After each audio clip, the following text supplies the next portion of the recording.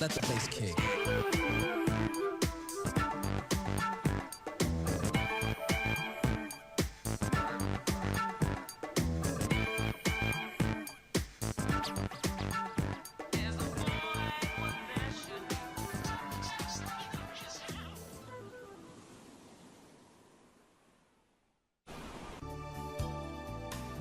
Hello. We're delighted you're considering a visit to Myrtle Beach and the Grand Strand of South Carolina. In doing so, you'll be choosing to enjoy a destination that was recently ranked the second most popular coastal resort destination in the United States by USAtoday.com's travel guide, and for very good reason. Of course, the first thing that most people think of is our fantastic variety of championship golf courses. An array of superb layouts that has earned Myrtle Beach the nickname the seaside golf capital of the world.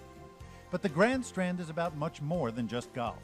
We have a tremendous collection of wildly appealing attractions that will bring hours of entertainment and enjoyment away from the course, as well as a dazzling assortment of restaurants, specialty shops, and shopping opportunities to satisfy every taste and budget. And of course, in every instance, our world-famous Southern hospitality will make you feel right at home.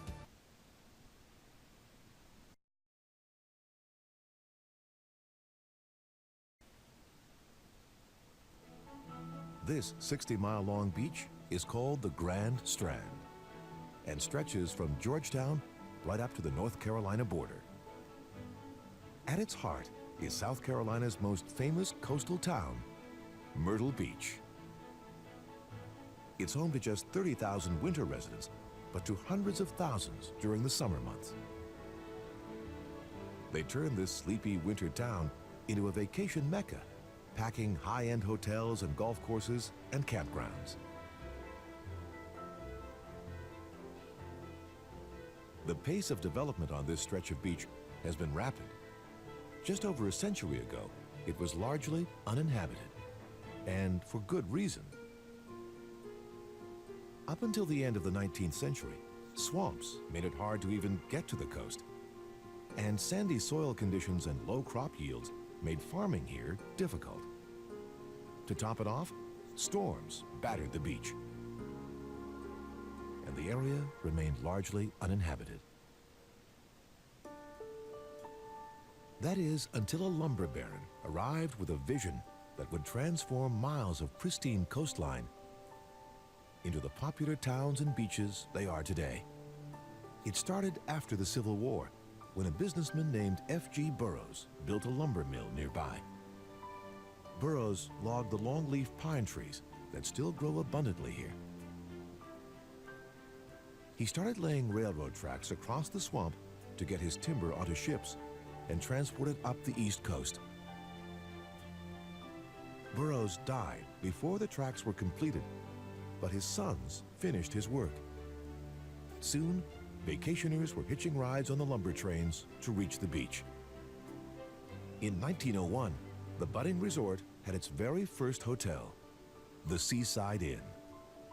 Long since demolished, the inn was at the center of what's now downtown. That same year, a contest was held to give the up-and-coming town a proper name. Burroughs' widow proposed naming it after the myrtle evergreen shrub that grew along the shore. She won the contest, and the name Myrtle Beach was born. At the turn of the century, empty lots here were purportedly sold for just $25 apiece. Today, they can be worth millions, even though the beach they're on is shrinking. Studies are showing that parts of the Grand Strand lose up to 8 inches of beach every year to erosion. Every few years, the state spends tens of millions of dollars to replenish the beach. Offshore, a dredge gathers sand from the bottom of the sea and sends it to a pumping station.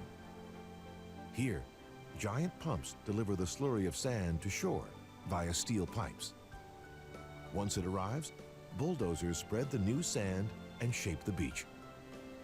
An amphibious tripod armed with GPS, known as the crab, allows surveyors to map the shoreline and carefully determine how much new sand is needed.